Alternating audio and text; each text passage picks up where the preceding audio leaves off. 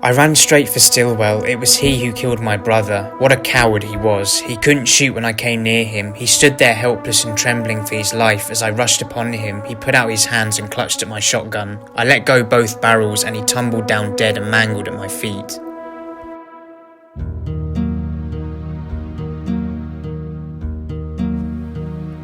Tucson, Arizona, March the 20th, 1882. Under the raucous eruption of applause, laughter and celebration, citizens of this small dusty town gather at the train station to witness the illumination and wonder of gaslights for the first time. Amidst the cheering and chinking of glasses, members of the public fire their pistols into the air, perhaps brash in their actions but ultimately well-meaning in spirit. However, emanating from the area near Tucson's railroad are two heavier blasts of a shotgun and a series of 6 further gunshots. Lying dead alongside the tracks is Frank Stillwell, described by a witness as the worst shot-up man I ever saw. Marking the re-emergence of a great feud, Wyatt Earp, Doc Holliday, joined by acquaintances Jack Johnson and Sherman McMasters, begin their revenge-fueled hunt for the remaining members of the Cochise Cowboys in what is known today as the Earp Vendetta Ride.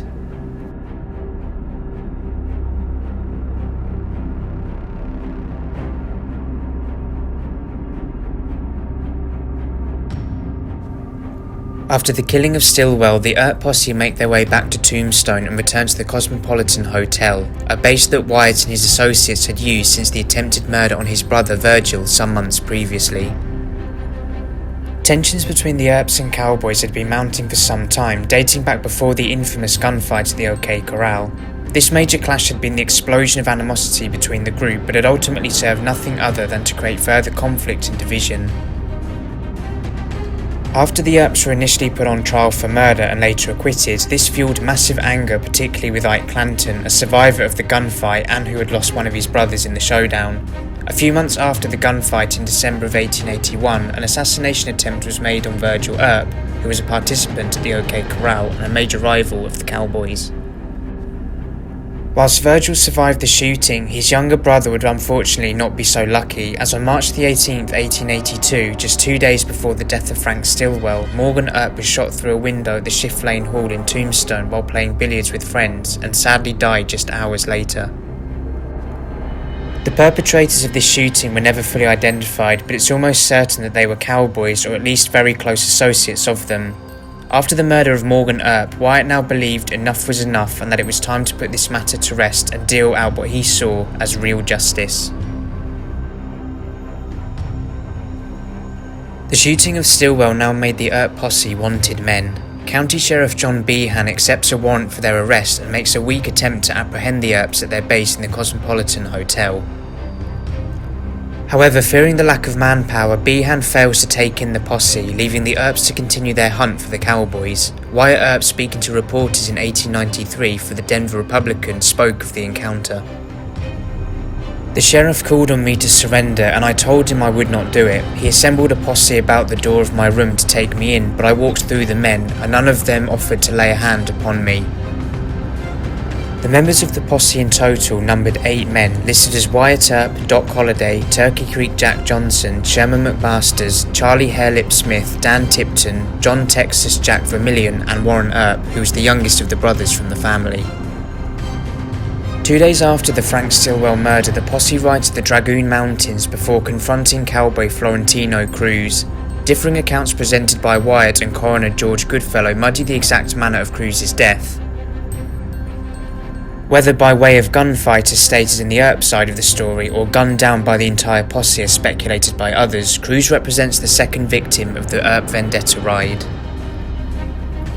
With the passing of 2 more days, the Earp posse ride westwards from the Dragoon Mountains to modern-day Mescal Springs, known at the time as the Iron Springs. Although a disputed location, Wyatt Earp and Doc Holliday, followed by 4 others from the posse, head towards a ridge overlooking the campsite of Curly Bill Brocious, a prominent member of the Cochise Cowboys. The emergence of the Earp posse startles the Cowboys, who scramble for their firearms, and the area around the Iron Springs erupts into a fierce gunfight. Both posses, seemingly surprised at one another's appearance, recklessly fire their guns and run for cover.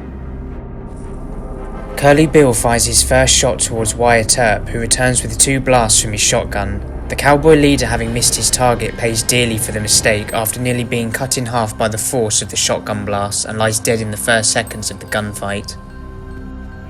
The remaining cowboys shoot a series of bullets upon the Earp posse, with the vast majority of these missing their targets. Wyatt, having emptied both barrels of his shotgun into Curly Bill, draws his pistol and hits two more cowboys. One, named as Johnny Barnes, is struck in the chest, and the other, Milt Hicks, is hit in the arm.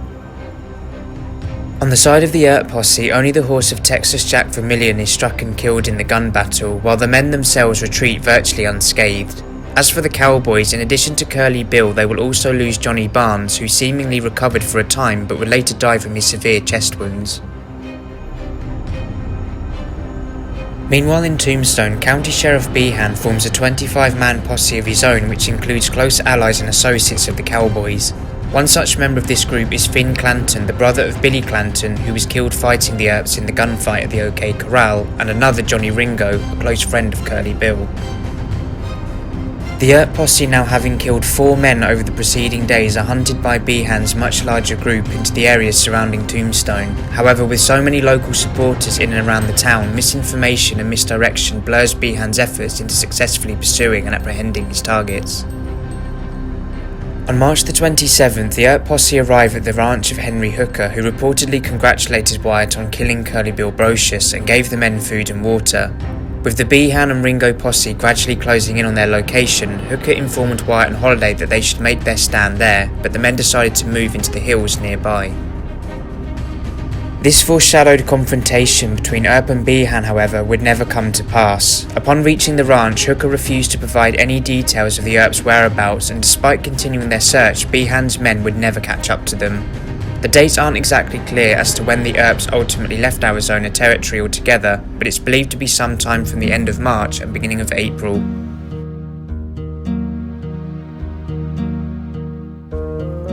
While it may be imagined for those that have seen Tombstone or other Wyatt Earp-centered films that he and Doc Holliday remained lifelong friends, sadly it seems that this wasn't to be the case, as a few weeks later, near the end of April, Earp and Holliday parted ways under bad terms, causing a split amongst the other members of the group. The cause of this rift is thought to have been centred around Wyatt's love interest, with the story being that Holliday offended Wyatt during an evening of heavy drinking. While the pair remained distant for the next few years, it's thought that the two might have reconciled again near the time of Holliday's death in 1886. As for Wyatt himself, he would live on well into the 20th century, dying at the age of 80 on January the 13th, 1929 in Los Angeles, California. Right up until his dying days, Wyatt remained firm on his stance that his actions, while questionably moral at times, were correct in their execution. This is demonstrated in the following quote Earp told his biographer Stuart Lake in 1927. "For my handling of the situation at Tombstone, I have no regrets. Were it to be done over again, I would do exactly as I did at that time. If the outlaws and their friends and allies imagined that they could intimidate or exterminate the Earps by a process of murder and then hide behind alibis and the technicalities of the law, they simply missed their guess. I want to call your particular attention again to one fact, which writers of Tombstone incidents in history apparently have overlooked. With the deaths of the McLaurys, the Clantons, Stillwell, Florentino Cruz, Curly Bill and the rest, organised, politically protected crime and depredations in Cochise County ceased. If you enjoyed today's video, please consider showing your support by subscribing to the channel. Thank you all for watching, and I'll see you next time.